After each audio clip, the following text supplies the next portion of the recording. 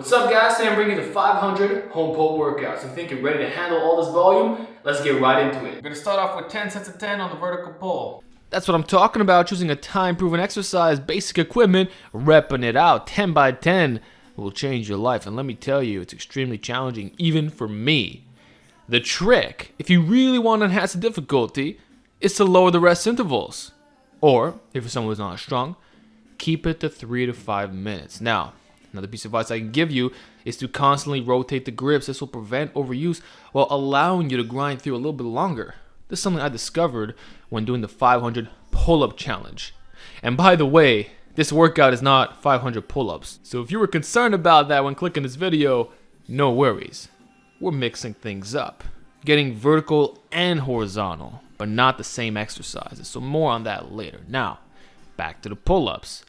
I rotate the grips every 3 sets for reasons that I mentioned before. Makes it easier to grind through, plus you're getting a slightly different training effect. So I started off with the chin-up since that's my weakest grip and my hands were slightly in front of the bar. This modifies the strength curve in a more difficult way. So I recommend you experiment with the styles that are most challenging and specifically using those first. That's what I did. Start with my weakest variation to pre-exhaust myself in a sense. This way I don't have to use weights. And then every set after that point is that much more difficult. And with the low rest intervals, in this case being 1 to 2 minutes, you really feel the burn. Like you saw my 500 pull-up workout. I completed that. Yet for this, I'm already getting tired by set 5 and 6. So fatigue will set in quicker when you're doing reps of 10. And it just goes to show that when you don't take your time, you can't handle as much volume. But I would still say that this is way more realistic compared to doing the 500 pull-up challenge. You can do this, trust me, it's very possible. You'll just have to rest a little bit longer and maybe even do some rest pauses like you're seeing right here. So if it's hard enough for me, it's probably hard enough for you. And the highest level of this would be slow and controlled with a pause, dead stop, so no touch and go like this, with very low rest intervals, 30 to 60 seconds. If you could do that 10 by 10, your back's gonna be absolutely massive while being incredibly strong. I can guarantee you that. So never underestimate the power of bodyweight pull-ups. I honestly consider them to be one of the greatest exercises of all time. Like I've made so many videos talking about the benefits at this point. You'll get amazing grip strength, crazy endurance, really blow up those lats, has great carryover to weight training. Like if you just did pull-ups during this time frame, do you know how much your body would improve? Bro, it's all synergistic. And I hear some guys talking about how they can't even do pull-ups. That blows my mind. Knowing that they're good at other exercises, knowing that they're good at deadlifts and rows, like why not take this time to specialize, really get good at that which you suck at? Why don't we train our weaknesses once and for all? And 10 by 10 will do that exactly. And hey, if you're not strong enough to handle this, just cut the volume 50%. Like when I'm showing you workouts, you don't have to follow it exactly to a T. I'm just showing you what I'm doing, in addition to providing inspiration, showing you that this is possible. So if you really have to, do 3 to 5 sets of 10, man. We all got to start somewhere, but don't stress because you will improve over time. Now we're going to hit some inverted rows, 10 sets of 10 again. So we're matching the volume of the vertical and horizontal. And we're pre-exhausted, so we're getting more out of this exercise. You can do it the regular way like this, or upside down the power rack, or using gymnastic rings, or off the desk. Either way, there are many options and you have no excuses not to do this. Now my favorite way is actually upside down on the power rack, because you could get your knees in like this to make it easier, or you could extend and really get that straight leg action. You can also grab a little bit closer and you have access to more grips. Don't look strange, but don't knock it till you try it. So you're probably looking at this exercise like, what? You're doing inverted rows on a power rack? I know it looks strange, but dude, I love this, man. It's actually my favorite way of doing the exercise. I've been doing this since the summertime. And I have some secret clips about that too, just saying. It's really versatile. And it works, man. You're getting a horizontal movement pattern through calisthenics. Now, I know this is a home workout, so you probably don't have a power rack. In that case, you're going to have to resort to using desks and gymnastic rings and all that good stuff. But hey, you do get back to the gym, or if extra equipment is available, give these a shot. I'm telling you, it's absolutely fantastic. Look how hard I'm struggling here, man. Getting reps at 10. And I'll tell you this too. Normally, I can get reps of 20 to 33 because that's typically what I do this for. So we're matching the volume of the vertical. So no imbalances there whatsoever. but we're also pretty exhausted, which makes this variation a little bit harder. See, when it gets hard, go here.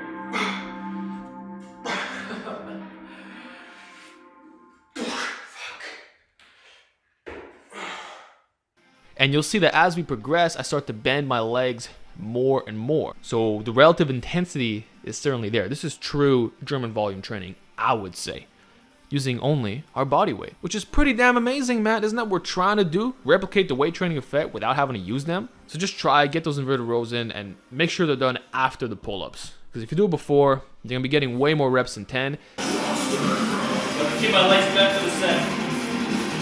And roll a little bit higher up. Then the pull-ups are gonna be almost impossible to do. So you wanna start with a 10x10 first. Like in my other home workout, I did 5x10 after assisted one-arm pull-ups. So that's why I had to cut back the volume. But in this case, we're starting with the pull-ups. Alright, but you will get very tired. Since 10x10, the back is already smashed. Just the body weight. Okay, now we're gonna smash some band lat pull downs. I would normally use double lights and even monsters. But we're so drained from those two exercises that we gotta use minis. And if you have no choice but to resort to micros, feel free to do that. So now we're doing the band lat pull down. So attach these to the top of your power rack and get to work. All you're doing is contracting the back. And if you haven't already, please see my video, Top 5 Tips on Building a Bigger Back. It showcases all the things that you're seeing right now. Basically, you gotta learn how to squeeze and contract. It's very important for back training. Like I wouldn't really do this for most muscle groups, but the back is something that I've always done. And I even got a lot of compliments on my 500 pull-up workout. Like, dude, you're squeezing your back even at rep 400. How is that even possible? But it is. You just gotta learn how to use proper form over time. Now for this, right, you may notice that my hands are not touching my body. Well, that's because you pretty much can't if you want to properly contract the back. If you pull really beyond that point, it's all forearm and bicep in my opinion. Like if you look at where my hands are placed, imagine that I was using a regular lat pull down attachment. That thing would be touching my upper chest. So the range of motion is pretty much the same. So I would not even call this a partial rep. You have to base exercise off your anthropometry, not the absolute range of motion that you don't even know what it is. And that's one of the arguments that I've used about other exercises as well, just so you know. So yeah, you can technically pull a bit more, but is that enhancing the back training effect? Is it going to give you that much more results? I don't think so. So I'm just squeezing the back, getting a nice workout in. And for this, we're doing 5 sets of 20, just so you know. So everything that we do, every exercise always totals out to 100 repetitions. And I'm using mini bands here. So that should show you how fatigued I am from the first 2 movements. Don't underestimate the power of bands and bodyweight training.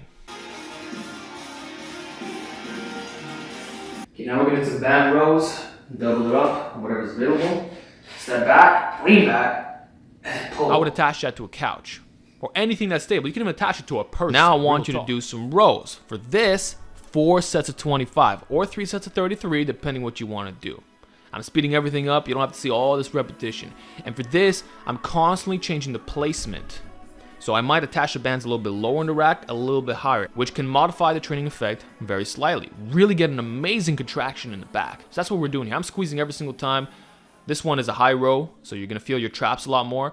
Very good exercise, highly recommend it. And like I said, I usually use doubled lights, but now we're so tired that we're resorting to minis. So you don't need a lot of weight for this, bro. You see my back, you see my performance. If I'm using this resistance, there's no need for you to go stupid heavy, just saying.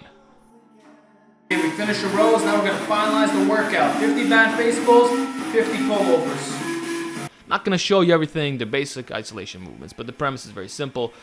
We're doing 50 each. Now the way I did it was 25-25, then you rest, 25-25, done. Doing this way, we have successfully done 500 repetitions. It's a lot of volume, and I would say that the percentages used are quite good. Honestly, it's decent, man. It's very similar to my 500 push workout. Like, you know when I was doing the declines and the diamond off the knees? Same exact thing. But for this segment, we added the face pulls and the pullovers. And this is the form that I chose. That's how I like to do them. You can experiment with whatever style suits you most. But all you need for this, again, is that pull-up bar. So really for this workout, you just need a pull-up bar and 1 band. You got that and you are covered. Okay, we did it, guys. I gave you a complete home back workout. After doing this, your back is going to be absolutely destroyed. You might be sore for days. And The training effect is pretty good. You're making use of minimal equipment. I'm telling you, you won't need heavy weights, man, including for the bands. And 10 by 10 is already hard by itself. So hope you enjoyed this workout. Give me feedback down below, and I'll see you in the next one.